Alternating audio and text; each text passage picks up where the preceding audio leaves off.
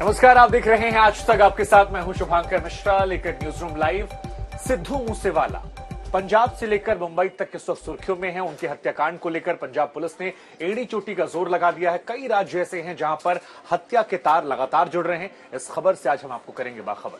मलिका, नमस्कार, आपके साथ मैं हूं मलिका मल्होत्रा। न्यूज रूम में हम आपको उन 7 शूटरों के बारे में पूरी डिटेल से बताएंगे जिनका नाम सिद्धू मूसेवाला मर्डर केस में शामिल है, जिन पर आरोप लग रहे हैं। राजीव, नमस्कार, मैं हूं आपके साथ राजीव ढोंडियाल। सिद्धू मूसेवाला का जो कनेक्शन है वो मुंबई तक पहुंच गया है। एक्टर सलमान खान और सलीम खान का जो हाल है वो सिद्धू मूसेवाला जैसा कर दिया जाएगा, ऐसी धमकी मिली है। पूरी की पूरी खबर आगे विस्तार से आपको बताएंगे। अर्पिता, नमस्कार, आपके साथ मैं हूं अर्पिता आर्य। आपको बताऊंगी कि आखिरकार क्यों धर्म के नाम पर फसाद शुरू हो रहे हैं, उससे जुड़ी हुई तमाम खबरें आपको पहुंचाएंगे आप तक। लेकिन साथ ही साथ पैगंबर मोहम्मद को लेकर जो विवादित टिप्पणी हुई थी, वहां बीजेपी नेताओं पर कार्रवाई हुई है, लेकिन अभी भी संकट बीजेपी पर मंडराता हुआ। सईद, बहुत धन्यवाद अर्पिता जी। नमस्कार, आपके साथ मैं हूं सईद अंसारी और न्यूज रूम लाइव की शुरुआत एक बड़ी खबर के साथ हम कर रहे हैं। कानपुर हिंसा जो शुक्रवार को हुई थी, उसमें एसआईटी ने अपनी जांच शुरू कर दी है और इसके अलावा सोशल मीडिया के द्वारा इस जांच को आगे बढ़ाया जा रहा है।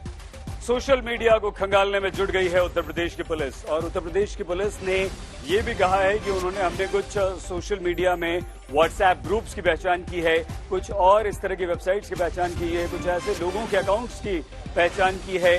16 संदिग्ध अकाउंट्स की जांच इस समय चल रही है और इन 16 अकाउंट से इस हिंसा को भड़काया गया है। 16 सोशल मीडिया अकाउंट्स पर एफआईआर भी दर्ज कर ली गई है।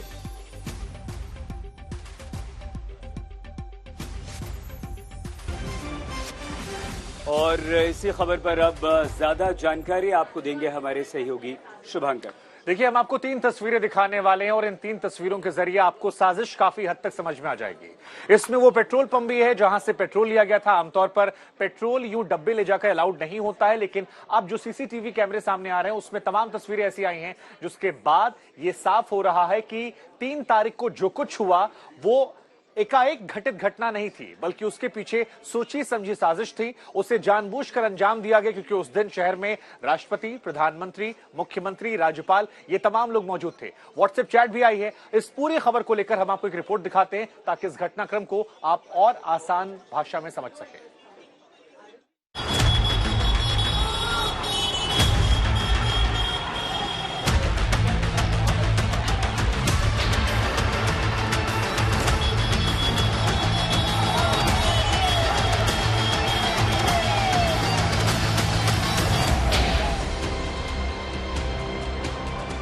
जब धर्म के मामले में संतुलन बिगड़ जाए तो वही होता है जो कानपुर में हो रहा है।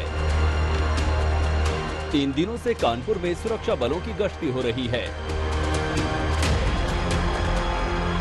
सुरक्षा बल मार्च कर रहे हैं, पैगाम दे रहे हैं कि अमन चैन बना कर रखा जाए। पूरी यूपी पुलिस का फोकस इस वक्त कानपुर पर है। एड़ी चोटी का जोर लगाया जा रहा है कि कानपुर में लॉ एंड ऑर्डर नियंत्रण में रहे। शुक्रवार को यहां जो कुछ हुआ उसके बाद यूपी पुलिस की चुनौती बढ़ गई है। पुलिस कमिश्नर विजय सिंह मीणा दिन में 3 बार हिंसाग्रस्त इस इलाके का दौरा कर रहे हैं। तस्वीरों के जरिए दिखाता हूं, ये वो वही नई सड़क का इलाका है जहां पर शुक्रवार को जुमे की नमाज के बाद बलवा हुआ, उपद्रव हुआ। आज यहां पर पूरा इलाका छावनी में तब्दील है। आरआरएफ है, सीआरपीएफ के जवान हैं, पीएसी है, 12 company PAC, 3 company CAPF, RRF है, मेरठ से बुलाई गई है। इसके अलावा कानपुर पुलिस के अलावा इटावा, कानपुर आउटर और कानपुर देहात की पुलिस भी यहां पर बुलाई गई है। एक भारी संख्या में पुलिस फोर्स है। हम परसों से देख रहे हैं, घटना के बाद से लगातार पुलिस की गश्त जारी है। खुद कानपुर पुलिस कमिश्नर दिन में कम से कम 3 से 4 बार यहां पर पेट्रोलिंग करवा रहे हैं। पैदल मार्च हो रही है।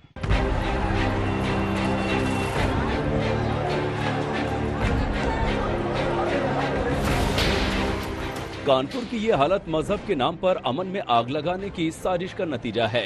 एक टीवी डिबेट में एक पॉलिटिकल पार्टी की नेता के बयान पर दंगा भड़काने की कोशिश हुई। उस मजहबी साजिश की पूरी पोल पट्टी अब खुल रही है। ये व्हाट्सएप चैट देखिए। आज तक को चैट की एक्सक्लूसिव डिटेल मिली है। ये ग्रुप मुख्य आरोपी जफर हयात हाशमी का है, जो बाजार बंद करवाने का मैसेज फॉरवर्ड कर रहा है। लगातार ग्रुप मेंबर को बता रहा है कि कहां-कहां बाजार बंद हो रहे हैं। इस व्हाट्सएप चैट से साफ है कि पत्थरबाजी पहले से तय थी। मुस्लिम समुदाय को अलर्ट किया जा रहा था कि वो दुकान बंद कर लें, सावधान हो जाएं। कानपुर के कमिश्नर ने आज तक से बातचीत में खुद माना कि दंगा पूर्व नियोजित साजिश के तहत किया गया। जो हमें सीसीटीवी फुटेजेस मिले थे, जो वीडियोस मिले थे, उसके बेसिस पे हमने लोगों को चिन्हित किया है और उस चिन्हीकरण के बेसिस पे और दबिशें दी जाएंगी और जो भी इस घटना के अंदर सम्मिलित उपद्रवी थे, दंगाई थे, उनको गिरफ्तार कर जेल भेजा जाएगा।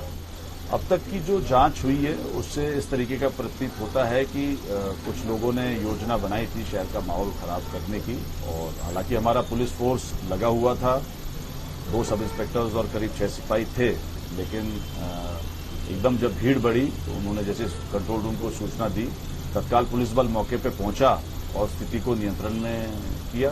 तो डेफिनेटली कहीं ना कहीं अभी की जो अब तक की इन्वेस्टिगेशन है उसे ऐसा लग रहा है कि कोई योजना थी इसके पीछे। आज तक पर आप ये वीडियो देख चुके हैं। आपने देखा कि कैसे इस ठेले में फल सब्जियां नहीं, बड़े बड़े पत्थरों का जखीरा लादा गया।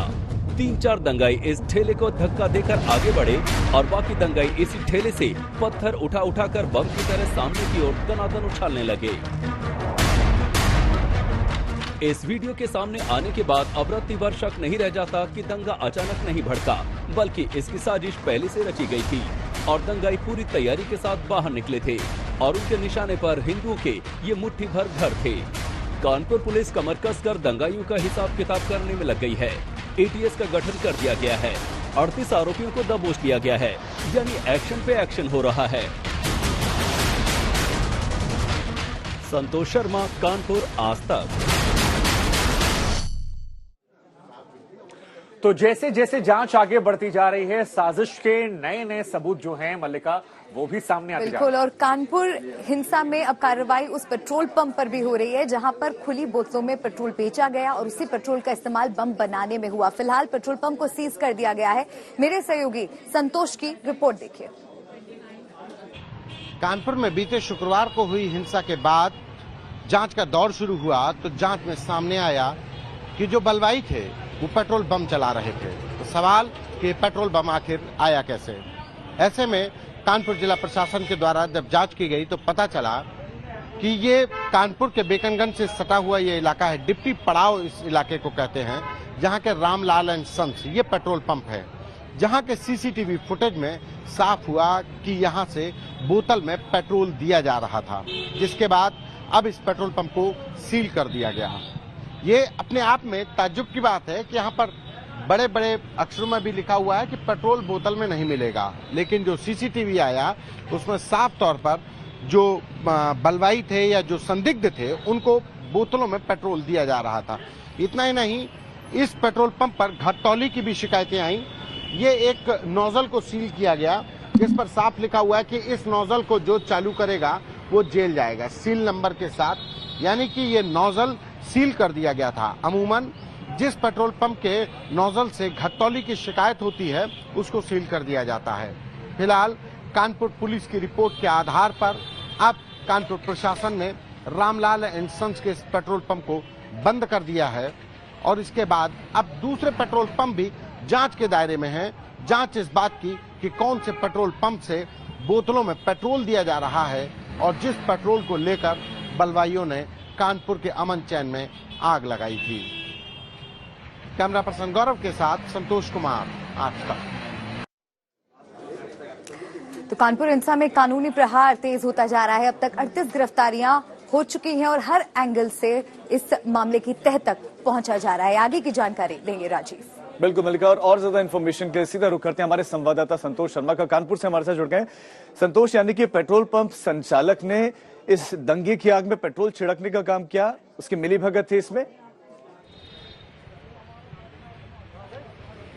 देखिए, उसकी मिलीभगत थी कि नहीं ये तो अभी जांच का विषय है, लेकिन इतना जरूर है कि जो पेट्रोल पंप चले जो कानपुर में शुक्रवार को पेट्रोल पंप चले उनको पेट्रोल मुहैया कराने के लिए जो पेट्रोल पंप जांच के दायरे में आया, जिस पर कार्रवाई की, वो कहीं न कहीं सवालों के घेरे में है।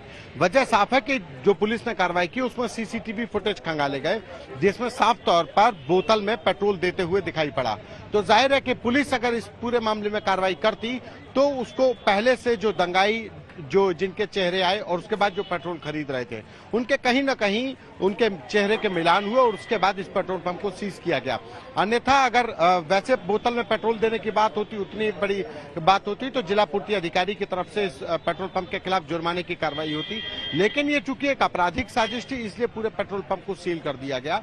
ये इस ओर इशारा कर रहा है कि कहीं ना कहीं जो पेट्रोल पंप चले वो इस पेट्रोल पंप से ही खरीदे गए पेट्रोल को भर करके चलवाए गए, लिहाजा इस पर कार्रवाई की गई है। और इसके अलावा अभी तमाम अन्य पेट्रोल पंप भी जांच के दायरे में हैं। वहीं दूसरी तरफ ग्राउंड के अलावा जिन लोगों ने सोशल संतोष, बहुत शुक्रिया आपका इस तमाम जानकारी के लिए। आप ये कह रहे हैं कि जांच फिलहाल जारी है और पेट्रोल पंप संचालक वहां के कर्मचारियों की मिलीभगत थी या नहीं, ये जांच के विषय और जांच चल रही है। अर्पिता। बिल्कुल, लेकिन राजीव इसके साथ ही साथ सवाल कई उठने लग गए हैं क्योंकि अब इसके तार कहां कहां हैं वो जांच का विषय, जांच इस पर चल रही है। लेकिन एक बात तो दिख रहा है कि साजिश बहुत बड़ी थी। लेकिन ये सब कुछ हुआ क्यों? दरअसल बीजेपी के दो नेता, उन्होंने विवादित टिप्पणी की, उसके बाद से ये हंगामा बरपा। उन दोनों को बाहर का रास्ता दिखा दिया गया है, लेकिन बावजूद इसके बीजेपी को एक तगड़ा डैमेज हुआ है।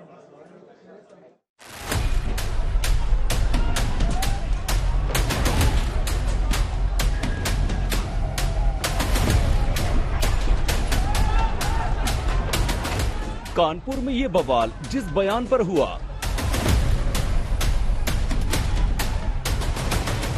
ये हिंसा, ये पत्थरबाजी जिस बयान पर हुई,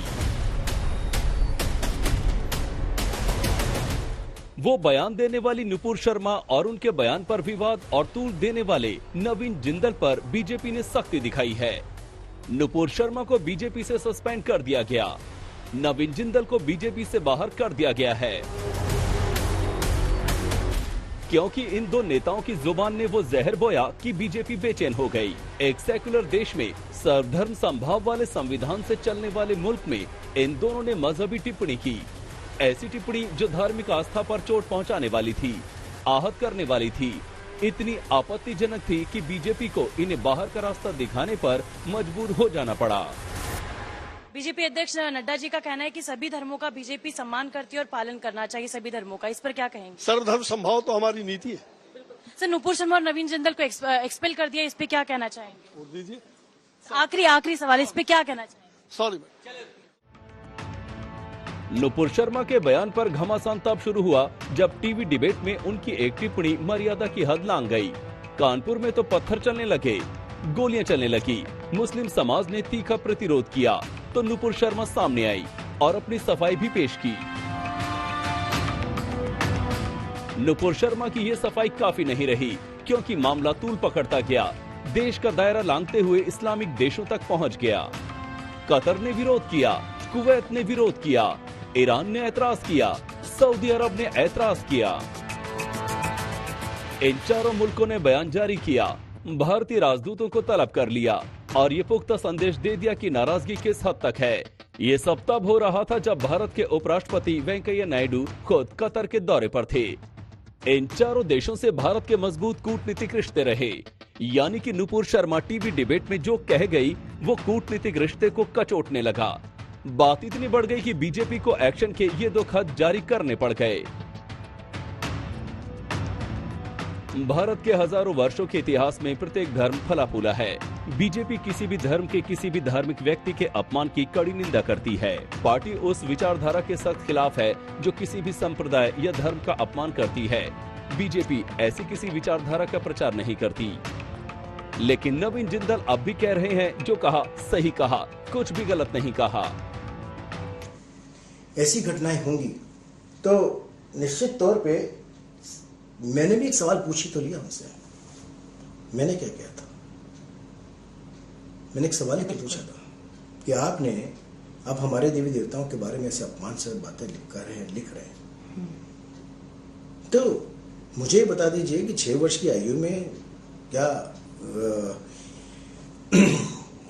बच्चे के साथ शादी करना या करना वो किस दिशा में आता है, कहीं बलात्कार की दिशा में माना जाता है, नहीं माना जाता है। जब उन्होंने लिखा मैंने उसी का तो प्रतिकार किया था। बीजेपी ने नूपुर शर्मा और नवीन जिंदल पर एक्शन कर डैमेज कंट्रोल करने की कोशिश की है, लेकिन इस बार नुकसान ज्यादा गहरा है। हिमांशु मिश्रा के साथ आज तक ब्यूरो। तो सवाल तो यही उठ रहे हैं कि क्या कार्रवाई करते करते बहुत देर हो गई, और क्योंकि काफी लंबा वक्त बीत गया तब कार्रवाई नहीं हुई। जब बाहर के देशों ने सवाल उठाना शुरू किया तब दोनों को पार्टी से बाहर निकाला गया। सही बिल्कुल अर्पिता, और ओवैसी इस कार्रवाई से संतुष्ट नहीं है। वो कहते हैं कि ठीक है, आपने पार्टी से निकाल दिया, सस्पेंड कर दिया, बर्खास्त कर दिया, ठीक है, लेकिन नवीन कुमार और नुपुर शर्मा को गिरफ्तार किया जाना चाहिए, ये कहना है ओवैसी का। 10 दिन के बाद, क्योंकि गल्फ कंट्रीज में यह मसला बहुत बड़ा हो चुका था, इसलिए हालत मजबूरी में देश के प्रधानमंत्री ने अपने नेशनल स्पोक्स पर्सन के खिलाफ एक्शन लिया। यह सरासर गलत है। गलत इसलिए है क्योंकि एक्शन तो आपको 10 दिन पहले लेना था, जब मैं बहैसियत एक भारत के इंडियन सिटीजन के, मेरा मजहब मुसलमान, मैं मुसलमान हूं, हम आपसे अपील कर रहे हैं, डिमांड कर रहे हैं कि आप एक्शन लीजिए। अब एक्शन नहीं लेते आप, क्यों एक्शन नहीं लिया आप बताइए देश के प्रधानमंत्री। क्या असदुद्दीन ओवैसी का डिमांड, क्या असदुद्दीन ओवैसी की आवाज फॉरेन कंट्री के लीडर से कम है क्या? आप मेरे प्रधानमंत्री हैं, आपको मेरी बात सुननी चाहिए। आप फॉरेन कंट्रीज के लीडर्स को खुश करना चाहते हैं कि बीजेपी, ये इनके हरकतों से बीजेपी डेलिबरेटली अपने लोगों को बोलती है जाकर गाली दो, हेट की जो स्पीचेस हैं वो करते रहो, नफरत पैदा करो मुसलमानों के ताल्लुक से देश में।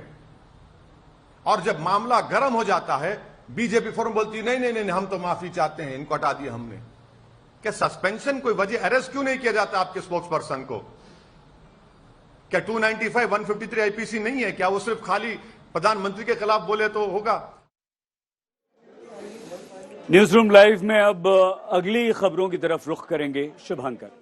हम आपको बता दें कि ऑपरेशन ब्लू स्टार को 38 साल हो चुके हैं, लेकिन 38 सालों बाद भी हर साल की तरह पंजाब में आज के दिन 6 जून के दिन मूवमेंट निकलता है, खालिस्तान के नारे लगते हैं, भिंडरावाले की तस्वीर होती है, बगल में पुलिस प्रशासन होते हैं। जरा देखिए भारत में ही कैसे भारत से अलग खालिस्तान देश की मांग को लेकर यह मार्च निकल रहा है ऑपरेशन ब्लू स्टार की बरसी पर।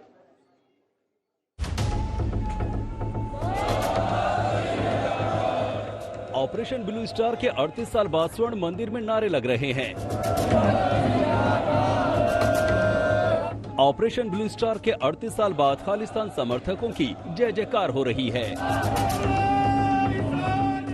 ऑपरेशन ब्लू स्टार के 38 साल बाद खालिस्तान समर्थकों की आजादी मांगी जा रही है।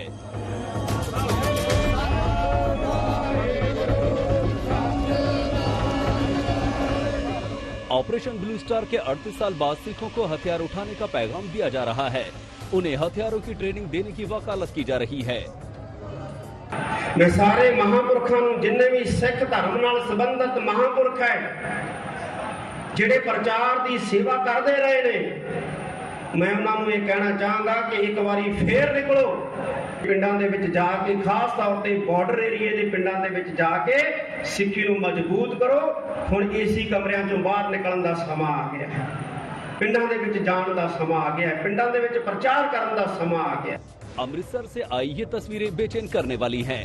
ऐसा लग रहा है जैसे खालिस्तान के जिन को दोबारा जगाने की साजिश हो रही है। ऑपरेशन ब्लू स्टार के विरोध की आड़ में खालिस्तान के एजेंडे में नई जान फूंकने की कोशिश हो रही है।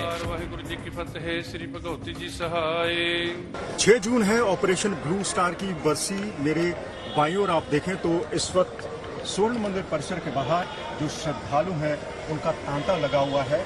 हमेशा की तरह आज भी श्रद्धालु काफी बड़ी संख्या में आज स्वर्ण मंदिर परिसर यानी दरबार साहिब माथा टेकने के लिए, शीश नवाने के लिए पहुंच रहे हैं। आज 6 जून का दिन है। आज के दिन ही भारतीय सेना स्वर्ण मंदिर परिसर में घुसी थी और इसी 6 जून को घल्लू घारा के रूप में सिख समुदाय मनाता है। जिस स्वर्ण मंदिर में देश भर के श्रद्धालु मत्था टेकने आते हैं, वाहिगुरु की जिस दर पे आकर धर्म की दूरियां खत्म हो जाती हैं, उसी के अहाते में खालिस्तान की आग भड़काने की एक और कोशिश की गई। सैकड़ों खालिस्तान समर्थक यहां जुटे, पोस्टर लहराए गए और खालिस्तान जिंदाबाद किया गया। अकाल तख्त के प्रमुख ने तो हद से आगे बढ़ते हुए वो सब कह दिया जिन पर सवाल ही सवाल हैं। लेकिन सबसे बड़ी चुनौती तो भगवंत मान सरकार के लिए है, जिनकी हालत सिर मुड़ाते ही ओले पड़ने जैसी हो गई है। मंजीत सहगल, अमृतसर, आज तक। कश्मीर में हो रही टारगेट किलिंग्स को लेकर विरोध प्रदर्शन का दौर जारी है। इसी कड़ी में दिल्ली में आम आदमी पार्टी ने प्रदर्शन। कश्मीरी पंडित कश्मीर से पलायन करने के लिए मजबूर हो जाता है। ऐसा क्यों होता है? इसका मतलब भाजपा वालों से कश्मीर संभलता नहीं है। या तो इनकी नीयत में खोट है और या इनको करना नहीं आता। बीजेपी को एक ही काम आता है, बस गंदी राजनीति करना। केजरीवाल ने कश्मीरी पंडितों की सुरक्षा का सवाल उठाया। आतंकवाद के मुद्दे पर बीजेपी को पूरी तरह से फेल बताया। आज इतने सारे शहीद लोगों के शहीद होने के बावजूद भारतीय जनता पार्टी के पास, उनकी सरकार के पास इस कत्लेआम को रोकने के लिए, आतंकवादियों को रोकने के लिए किसी तरह की कोई योजना नहीं है। ये केवल मीटिंग के ऊपर मीटिंग के ऊपर मीटिंग करते जा रहे हैं। बीजेपी पूरी तरह से फेल हो चुकी है कश्मीर में। ये ना खुद कुछ कर पा रहे हैं, ना किसी की सुनते हैं। ऐसा लगता है कि 1990 का दौर वापस आ गया है। एक 1990 का दौर था जब सारा देश कश्मीर को लेकर चिंतित था, और एक अब का दौर है जब सारा देश कश्मीर को लेकर चिंतित है। और इनके पास कोई योजना नहीं है, किसी तरह की कोई योजना नहीं है। जब भी वहां पे घाटी में कोई भी मर्डर होता है तो मीडिया में आने लगता है गृह मंत्री ने उच्च स्तरीय मीटिंग बुलाई। अरे कितनी मीटिंग बुलाओगे यार? अब एक्शन चाहिए हम लोगों को। अब कश्मीर एक्शन मांगता है, भारत एक्शन मांगता है, हिंदुस्तानी एक्शन मांगते हैं। बहुत हो गई तुम्हारी मीटिंग। कश्मीर के मुद्दे पर केजरीवाल ने हमला बोला तो फौरन बीजेपी ने जवाब दिया। कश्मीर पर राजनीति करने को लेकर केजरीवाल पर हमला बोल दिया। ये वही व्यक्ति हैं जो कश्मीरी फाइल्स को लेके ठाके मारते हैं। ये वही व्यक्ति हैं जब बालाकोट की हम लोग एयर स्ट्राइक करते हैं तो उस पर सवाल उठाते हैं। ये वही व्यक्ति हैं जब सर्जिकल स्ट्राइक होती है तो उस पर चुप्पी साध लेते हैं। ये वही लोग हैं जो कश्मीर के रेफरेंडम की बात करते हैं। इसलिए कश्मीर पर आपका क्या व्यू है पूरा हिंदुस्तान जानता है। इस सियासी बयानबाजी के बीच टारगेट किलिंग के चलते घाटी की कश्मीरी पंडित खौफ में हैं, क्योंकि घाटी में दहशतगर्दी का यह सिलसिला तेजी से बढ़ता जा रहा है। बीते कुछ दिनों में घाटी में आतंकियों ने खून खराबे की नई साजिश तैयार की है। इस साजिश का मकसद गैर कश्मीरियों को खौफ से भर देना है, उन्हें कश्मीर घाटी छोड़ने पर मजबूर कर देना है। 12 मई 2022 सरकारी कर्मचारी राहुल भट्ट की हत्या। 17 मई 2022 दुकानदार रंजीत सिंह की हत्या। 25 मई 2022 टीवी एक्ट्रेस अमरीन की हत्या। 31 मई 2022 सरकारी टीचर रजनी बाला की हत्या। 2 जून 2022 बैंक मैनेजर विजय कुमार की हत्या। 2 जून 2022 को मजदूर दिलखुश की हत्या। देखिए, ये जो किलिंग्स हो रही हैं ये बहुत अनफॉर्चुनेट है। ये हम समझते हैं कि ये सिस्टम का ही फेलियर नहीं है, ये लोगों का फेलियर भी है।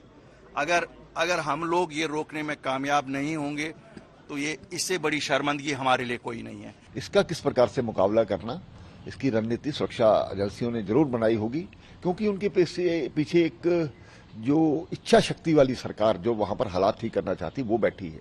ठीक है, कहीं ना कहीं चूक भी होती है, लेकिन इसका ये मतलब नहीं है कि हमारे सुरक्षा वालों ने अपनी शहादतें देकर भी वहां पर हालात ठीक किए हैं। जम्मू कश्मीर के हालात पर केंद्र सरकार नजर बनाए हुए है और कश्मीरी पंडितों और हिंदुओं की सुरक्षा के लिए कदम उठा रही है, लेकिन इस एक्शन के बीच जबरदस्त सियासी संग्राम है। आतंकियों के खिलाफ कड़े एक्शन की मांग है। दिल्ली से राम किंकर सिंह और आशुतोष मिश्रा के साथ आज तक ब्यूरो। सिद्धू मूसेवाला, जिनके हत्याकांड को 8 से 9 दिन बीत गए हैं, अब जाकर धीरे धीरे अपराधियों के खुलासे हो रहे हैं। हमारे पास उन 7 हत्यारों की तस्वीरें हैं जिन्होंने हत्याकांड को अंजाम दिया है। 8वां जो है वो गिरफ्तार हो चुका है। इस खबर से करेंगे आपको बाखबर। मलिका। बिल्कुल, और इस पूरे मामले में एक अहम गिरफ्तारी हुई है। पंजाब पुलिस ने केकड़ा नाम के एक शख्स को गिरफ्तार किया है, जिसने शूटर्स को गाड़ी मुहैया कराई थी। अब पुलिस को इस बात की उम्मीद है कि केकड़ा से अगर पूछताछ की जाएगी तो कई अहम जानकारी हाथ लग सकती है, जिसके बूते सीधे कातिलों तक पहुंचा जा सकता है। राजीव। बिल्कुल, नमस्कार, मैं हूं राजीव ढोंडियाल। लेकिन इसी बीच में सिद्धू मूसेवाला का आखिरी वीडियो भी सामने आया, सीसीटीवी फुटेज, जिसमें वो बिल्कुल घर से बाहर निकल रहे हैं काली थार गाड़ी से, लेकिन बाहर कुछ लोग खड़े हैं जो सिद्धू मूसेवाले के फैन बताए जा रहे हैं। लेकिन अब यहीं से पुलिस आगे जांच करेगी, क्या मुखबिरी करने वाले इन्हीं में से कोई था? बिल्कुल, और ये फैन के तौर पर सेल्फी लेते हुए नजर आ रहे थे। जो नया वीडियो सामने आया है वो कई तरह के राज खोलता हुआ नजर आ रहा है। ये कौन लोग थे, क्या इन्होंने ही आगे बताया कि गाड़ी में कितने लोग सवार हैं, जिसके बाद किस कलर की गाड़ी है, कैसे वो निकल रहे हैं, ये सारी जानकारी क्या आगे इन्होंने ही पहुंचाई, ये बड़ा सवाल है। सही, बिल्कुल अर्पिता, और इसके अलावा कई सारे वीडियोस हैं जैसा कि आपने कहा, अर्पिता बता रही है। लेकिन किसी वीडियो में सिद्धू मूसेवाला कार में नजर आते हैं, किसी वीडियो में वो पेट्रोल पंप पर नजर आते हैं, लेकिन जो उनका आखिरी वीडियो है वो बहुत सारी चीजें अपने आप बयां कर देता है। और ये वो आखिरी वीडियो, यही वो वीडियो है सिद्धू मूसेवाला का। देखिए, यहां पर सिद्धू के साथ सेल्फी लेते हुए उनके फैंस नजर आ रहे हैं, और ये वो खार तार है। इस पर और जानकारी दे रहे हैं शुभंकर। देखिए, यही वो वीडियो था जिसपे कहा जा रहा है कि जिन लोगों ने सेल्फी खिंचवाई, जानकारियां जो हैं उन्होंने ही हत्यारों तक पहुंचाई हैं। ऐसी खबरें भी निकलकर सामने आ रही हैं। लेकिन फिलहाल ये सीसीटीवी फुटेज हमने आपको दिखाया। कुछ और जानकारी हम आपको बताते हैं उस आखिरी वीडियो में खास क्या है। तो सिद्धू मूसेवाला जब घर से बाहर निकल रहे थे उस दौरान का ये वीडियो है। बाहर प्रशंसक जो हैं वो घेर लेते हैं। 29 तारीख का ये वीडियो बताया जा रहा है सिद्धू मूसेवाले का, जब वो आखिरी बार घर से बाहर निकले थे। सिद्धू के साथ यहां पर कुछ लोगों ने सेल्फी ली, और ये माना जा रहा है कि इन सेल्फी लेने वालों में से ही किसी ने जानकारी हत्यारों तक पहुंचा दी थी। शूटरों तक जो फोन गया था वो इन्हीं सेल्फी लेने वालों में से किसी व्यक्ति की तरफ से किया गया था। वीडियो में कुछ संदिग्ध भी नजर आ रहा है। कई सारे सवाल इस वीडियो के आने के बाद खड़े हो रहे हैं, और इन तमाम सवालों के जवाब देते हम आपको हमारी ये अगली रिपोर्ट दिखाते हैं। क्या इस वीडियो में कातिलों का कोई खबरी छिपा हुआ है? ये सवाल उस वीडियो को लेकर उठ रहे हैं जो इस वक्त आपकी टीवी स्क्रीन पर दिखाई दे रहे हैं। असल में पंजाब के सिंगर सिद्धू मूसेवाला के मर्डर के सिलसिले में जर्रा जर्रा खंगाल रही पंजाब पुलिस के हाथ ये सबसे ताजा वीडियो लगा है। ये वीडियो सिद्धू मूसेवाला का है। ये उस वक्त का वीडियो है जब सिद्धू अपने घर से थार गाड़ी पर सवार होकर निकलने वाले थे। यह 29 तारीख को घर से निकलने की सीसीटीवी फुटेज है। ऐसा माना जा रहा है कि जो लड़का सेल्फी ले रहा है उसी ने शूटर को फोन किया था। सिद्धू मूसेवाले की हत्या वाले दिन यानी 29 मई को जब सिद्धू मूसेवाले अपने घर से थार से निकले थे, तब वहां कुछ लड़के उनके घर के बाहर पहुंचे और सेल्फी लेने लगे। पुलिस के मुताबिक ऐसा लगता है कि इस वीडियो से इस हत्याकांड की गुत्थी को सुलझा लेंगे, क्योंकि पुलिस को शक है कि लड़कों की इसी भीड़ में कातिलों का कोई मुखबिर भी शामिल हो सकता है। पुलिस का अंदाजा है कि एक लड़के ने शूटर को सिद्धू मूसेवाले की खबर दी थी कि वह बुलेट प्रूफ गाड़ी और बिना सुरक्षा कर्मियों के निकल रहे हैं। सिद्धू मूसेवाला की हत्या में शामिल अभी तक एक भी शूटर गिरफ्तार नहीं हो पाया है। वहीं पूछताछ के आधार पर तकरीबन 7 ऐसे संदिग्ध शूटर हैं जो कहीं न कहीं लॉरेंस बिश्नोई से जुड़े हुए हैं। उनकी तलाश में ताबड़तोड़ 4 राज्यों में छापेमारी की जा रही है। सूत्रों के मुताबिक सिद्धू मूसेवाला की हत्या में शामिल शूटरों में से 3 पंजाब के, 2 पुणे महाराष्ट्र के, 1 राजस्थान का और 2 हरियाणा के शामिल हैं। इस वीडियो में मौजूद तमाम लड़कों में से पुलिस 2 लोगों को सस्पेक्ट मान रही है। सिद्धू मूसेवाला के साथ एक लड़का सेल्फी ले रहा है, उसी ने शूटर को फोन किया। हालांकि पुलिस ने अभी तक लड़के की पहचान नहीं की है, लेकिन तलाश तेज कर दी है। सिंगर मूसेवाले की हत्या के हर एक पहलू को खंगाल रही पुलिस के हाथ अभी तक कई वीडियो लग चुके हैं, लेकिन खुद पंजाब पुलिस का मानना है कि ये वीडियो अभी तक हाथ आई तमाम वीडियो में से सबसे अहम हो गया है, क्योंकि ऐसा माना जा रहा है कि इस वीडियो से वो गुत्थी सुलझ जाएगी जिसको सुलझाने के लिए पुलिस पंजाब समेत 4 राज्यों की खाक छान रही है। आज तक ब्यूरो। तो 8 अपराधी, 8 से 9 दिन की घटना, कई सारे सवाल और इन सवालों के बीच में अभी भी सभी की गिरफ्तारी का इंतजार। कुछ और जानकारियां हैं, मलिक आपको देंगे।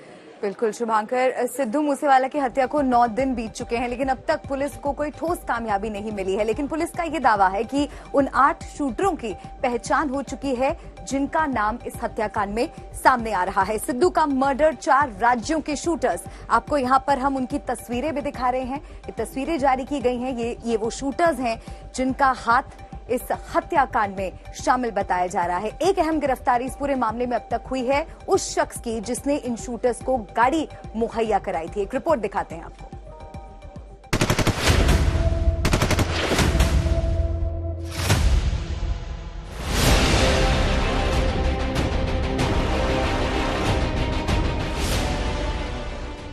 गोलियों की तड़तड़ाहट की वो गूंज, वो दहशत भरी दोपहरी,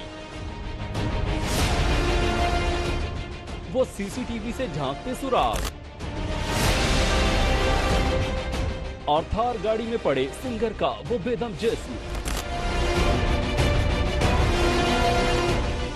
ये सब कुछ 9 दिन पुराना है। इतना पुराना कि अब इनके सहारे नए नए सवाल खड़े होने लगे हैं।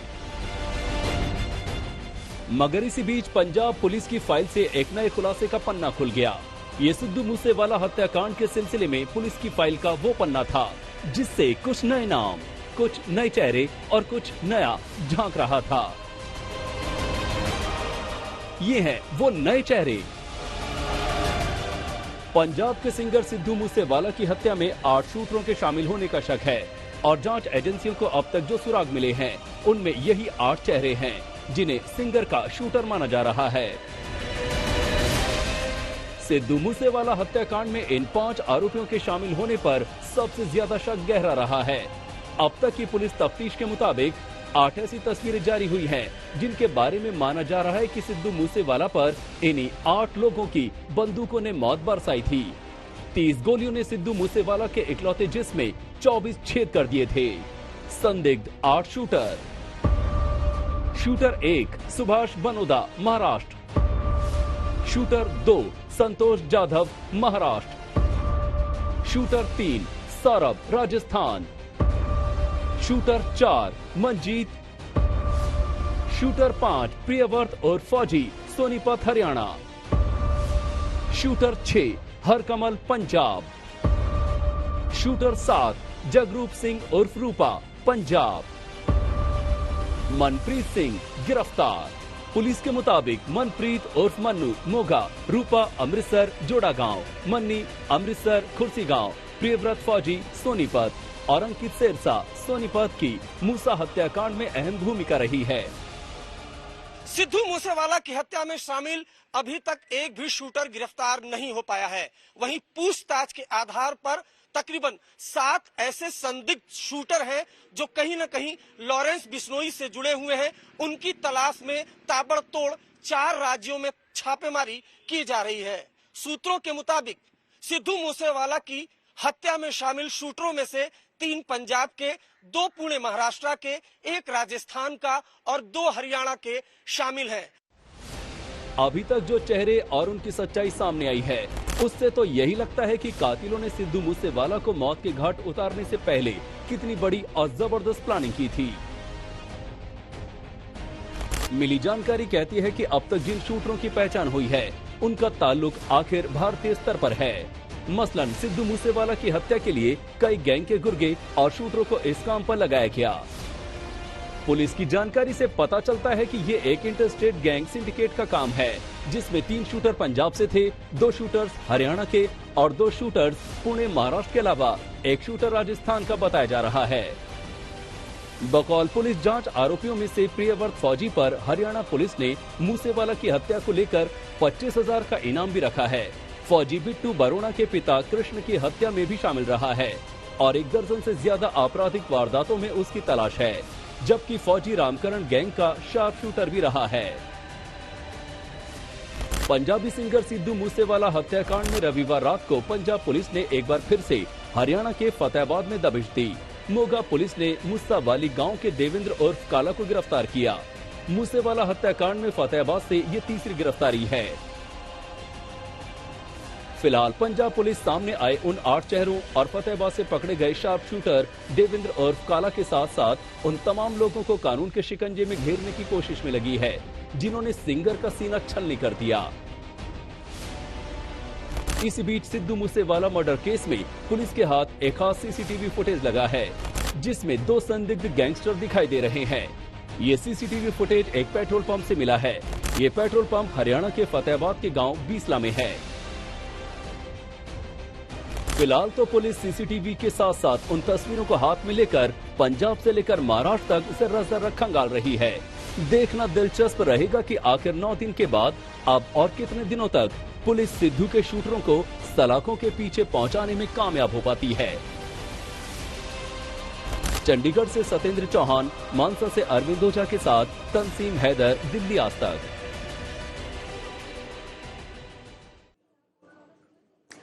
पंजाबी म्यूजिक इंडस्ट्री के चमकते सितारे सिद्धू मूसेवाला की हत्या साजिशन हत्या होती है और ऐसा ही खतरा बॉलीवुड के सुपरस्टार सलमान खान पर भी मंडरा रहा है। पूरी खबर बता रहे हैं राजीव।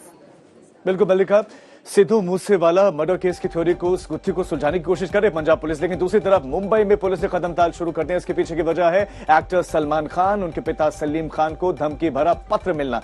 अब इस पत्र में लिखा गया है कि तुम्हारा हाल भी वैसा ही कर देंगे जैसा सिद्धू मूसेवाला का किया गया। और शक इसमें किसी और की तरफ नहीं है, शक इस हुई लॉरेंस बिश्नोई गैंग की तरफ है, क्योंकि ये लॉरेंस बिश्नोई वही है जिसने जोधपुर में पुलिस की वैन में कहा था कि सलमान खान को यहीं जोधपुर में मारूंगा। और उसके बाद से सलमान खान की उनके गैलेक्सी अपार्टमेंट की सुरक्षा बढ़ा दी गई है। तो बड़ी खबर इस वक्त आपको दे दें, ये बड़ी खबर भी मिल रही है कि जांच तेज हो गई। सलमान खान को धमकी भरा जो पत्र मिला है उसके बाद जांच तेज हो गई है और पुलिस के आलाधिकारी सलमान खान के गैलेक्सी अपार्टमेंट में पहुंचे।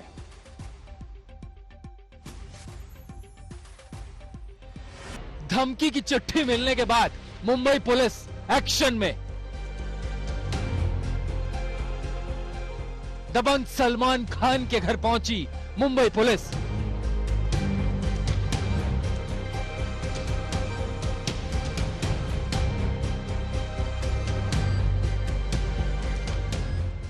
पंजाब के गैंगस्टर की धमकी की मुंबई में धमक।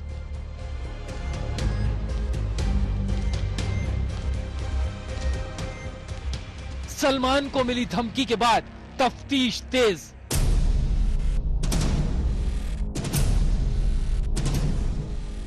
सलमान खान को जान से मारने की धमकी मिलने के बाद मुंबई पुलिस एक्शन में आ गई है। मुंबई पुलिस की एक टीम सलमान खान के घर गैलेक्सी अपार्टमेंट पहुंची। मुंबई पुलिस एक बार फिर सलमान खान की वजह से पसीने से तरबतर हो रही है। वजह है सलमान खान को मिली जान से मारने की वो धमकी, जिसने मुंबई पुलिस का हलक सुखा दिया है। धमकी में सलमान के साथ साथ उनके पिता सलीम खान से साफ साफ कहा गया है कि तुम्हारा हाल भी सिद्धू मूसेवाला जैसा ही किया जाएगा।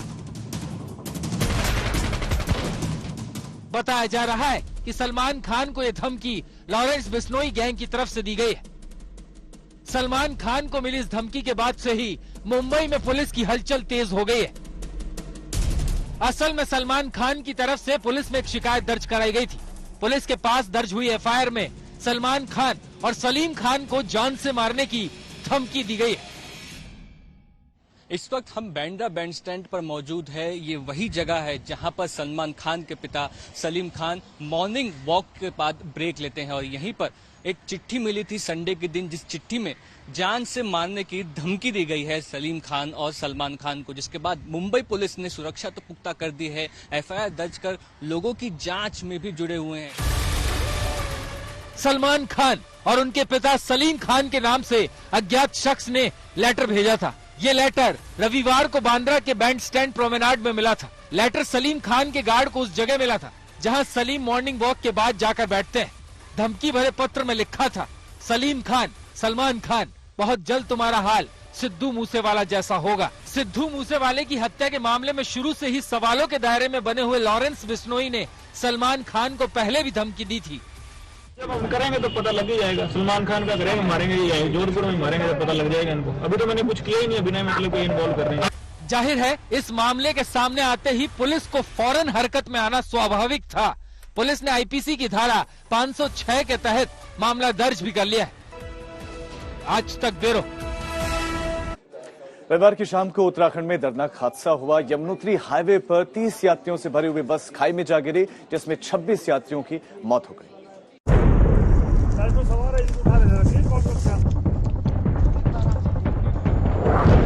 चारधाम को न जाने किसकी नजर लग गई। कभी प्राकृतिक आपदाओं से सामना,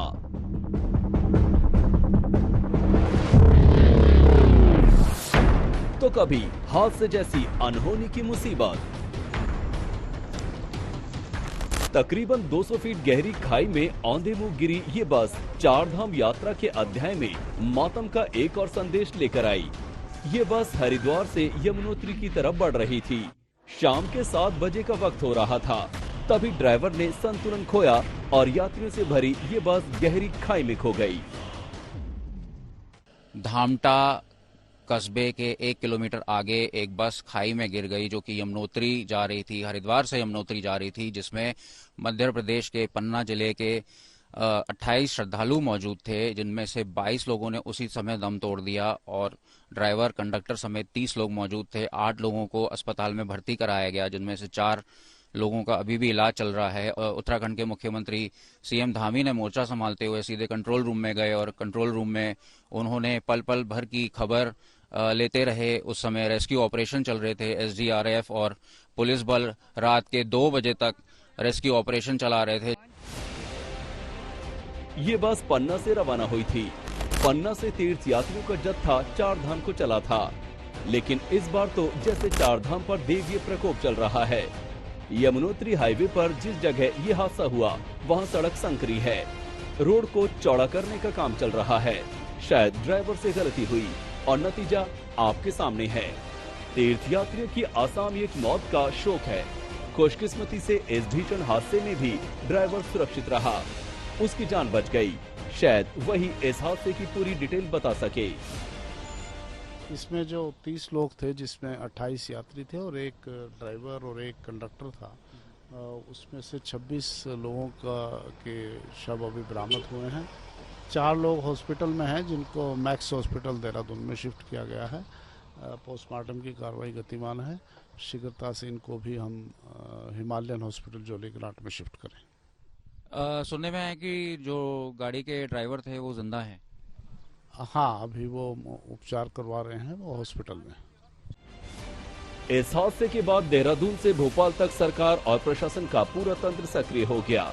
उत्तराखंड के CM Pushkar Singh Dhami control room पहुंचकर खुद डैमेज कंट्रोल में लग गए, तो मध्य प्रदेश के सीएम शिवराज सिंह चौहान भी उत्तराखंड पहुंच गए। दो मुख्यमंत्रियों की सक्रियता से आपदा प्रबंधन का काम तेजी से आगे बढ़ा। जो भी बचाव के काम है, चूंकि डामटा ऐसी जगह है जो बीच में पड़ता है, देहरादून और उत्तरकाशी के बीच में, देहरादून से ज़्यादा बचाव के आसान है। इसलिए यहाँ के मैक्स हॉस्पिटल और हमारे एम्स ऋषिकेश और जो भी अस्पताल हैं, उन सभी को पहले से ही जो है बता दिया है कि जो भी बचाव के काम हो सकते हैं वो किया जा रहा है।